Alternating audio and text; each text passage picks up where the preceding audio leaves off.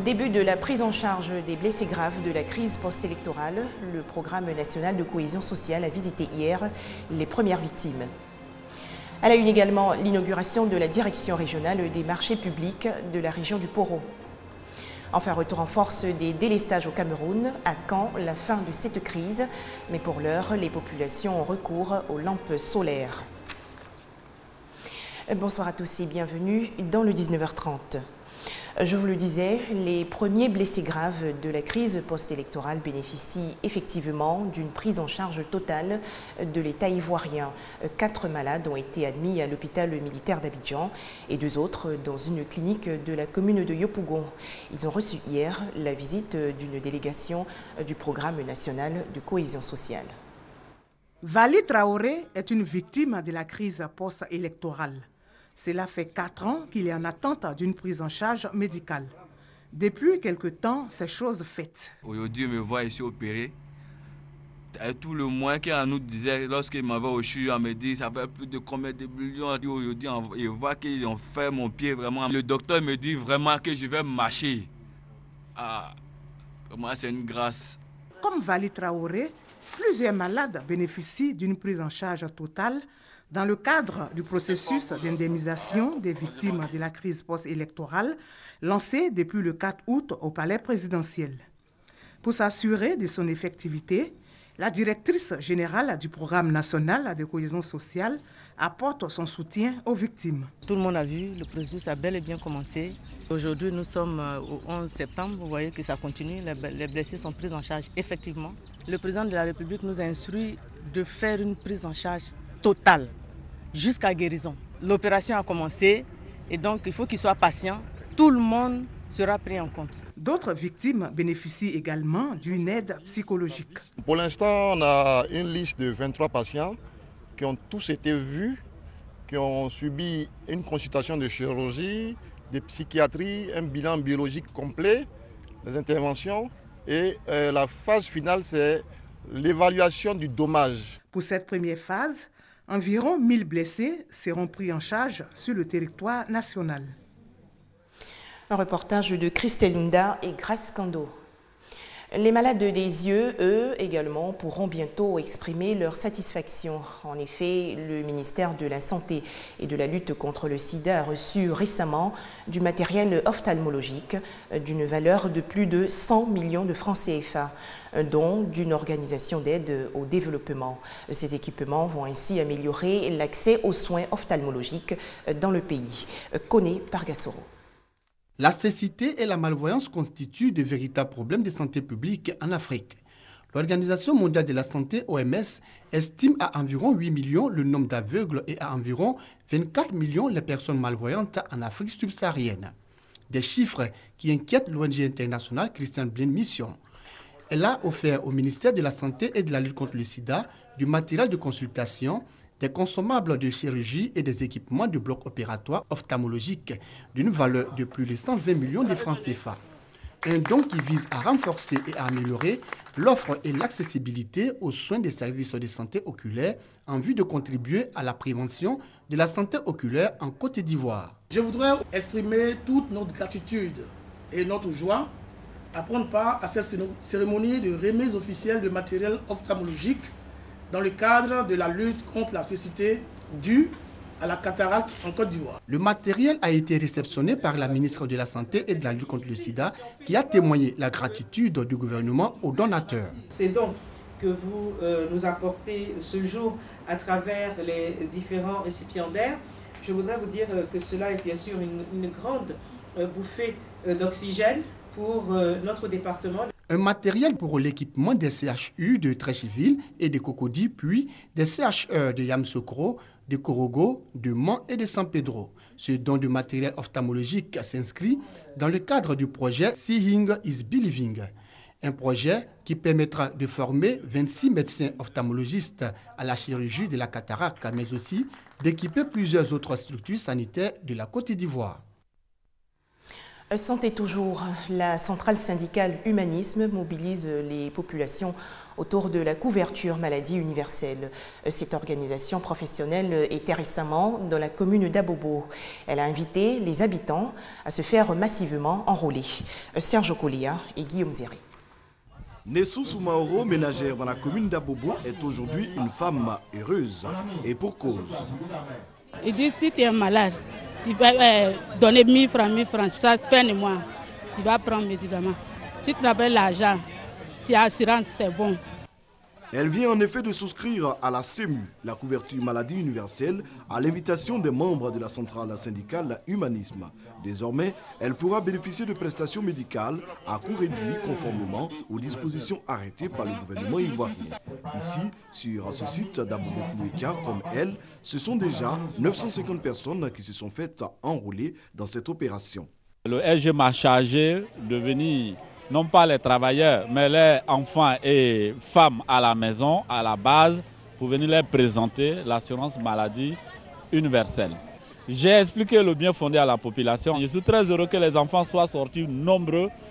Beaucoup sont nos populations qui n'arrivent pas à survenir à leur santé. La couverture maladie universelle, une bonne opportunité pour les couches économiquement faibles. Pour les autorités en charge du pilotage de cette opération, l'action de la centrale syndicale Humanisme est à encourager. C'est ce que nous recherchons. Il faut que tous les Ivoiriens où qu'ils se trouvent soient concernés par la couverture maladie universelle et qu'ils organisent ce genre de manifestations. Nous serons présents pour les accompagner. La souscription à la CEMU, la couverture maladie universelle, est de 1000 francs CFA. Elle concerne autant les Ivoiriens que les non-Ivoiriens vivant sur le territoire national. Ces prestations couvrent entre autres les hospitalisations et les urgences. Autre actualité, le secteur privé ivoirien s'engage pour le développement durable. En effet, la Confédération générale des entreprises de Côte d'Ivoire a signé récemment une convention avec le ministère de l'Environnement, de la Salubrité urbaine et du Développement durable. La rencontre s'est tenue dans la commune du Plateau. On retrouve Serge Kolia et Félix Amani.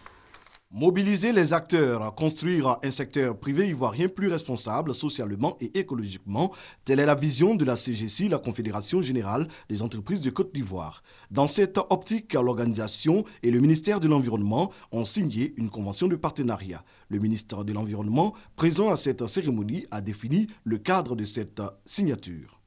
Si l'État et les collectivités territoriales ont un rôle de locomotive et d'entraînement, il appartient au secteur privé et à la société civile de faire en sorte de vulgariser cette loi et de la faire prospérer à travers la société.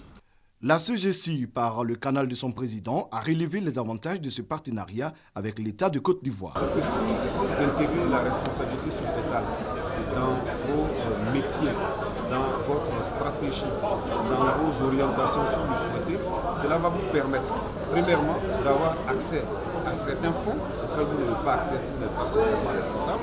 Cela va vous permettre d'avoir accès à certains marchés, de ne pas perdre des marchés à cause de pratiques socialement irresponsables, de fidéliser le personnel, mais aussi d'avoir une bonne image. Rappelons que cette convention de partenariat entre l'État de Côte d'Ivoire et la CGC a été signée à la faveur de la première édition des Assises du développement durable dans le secteur privé, tenue du 10 au 11 septembre 2015. À présent, une toute autre signature de convention, cette fois dans le domaine des technologies, de l'information et de la communication. Cet accord va permettre aux entreprises informatiques ivoiriennes de bénéficier de l'expertise française. Adama Koné et Félix Amani.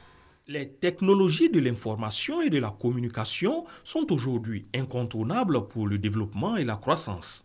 Consciente de cette réalité, la Côte d'Ivoire accroît ses potentialités dans le secteur.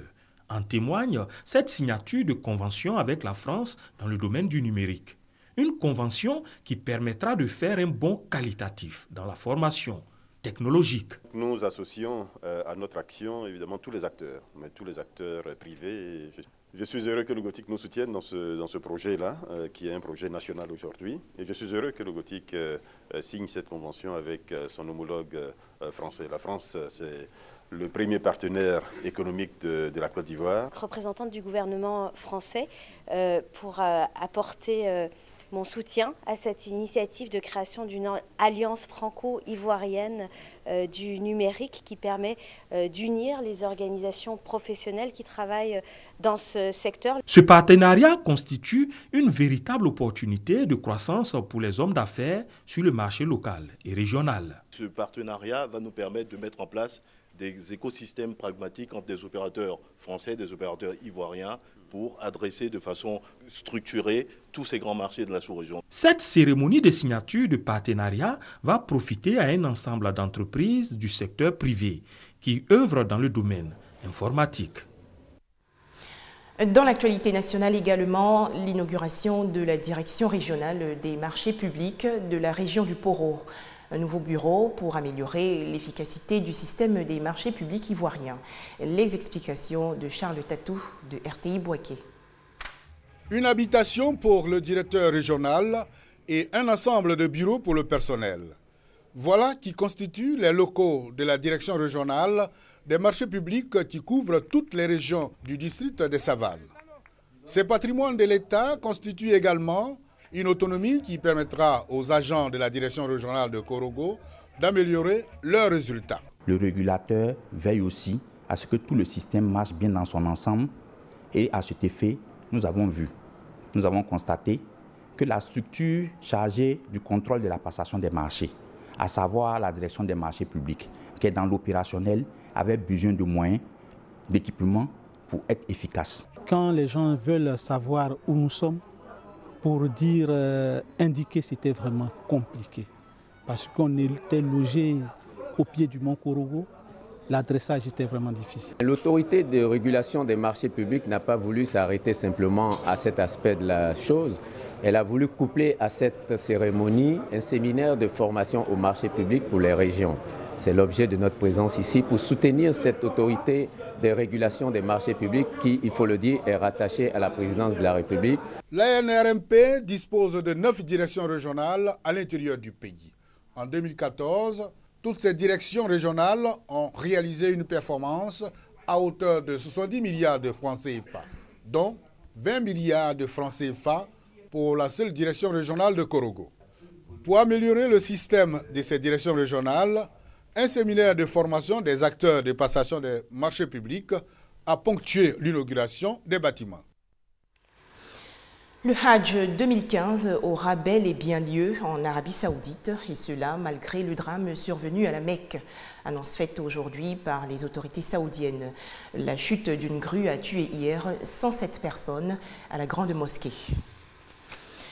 Le Cameroun vit une grave crise énergétique. Les délestages électriques sont incessants et plongent les populations dans le noir.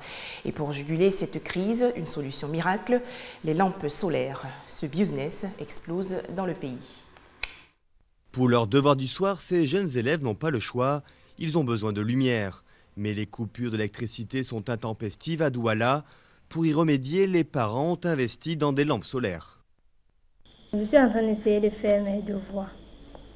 Comme je suis les cours de langue pendant les vacances, et c'est un peu difficile d'apprendre dans ces conditions, vu qu'au Cameroun, il y a beaucoup de coupures d'électricité.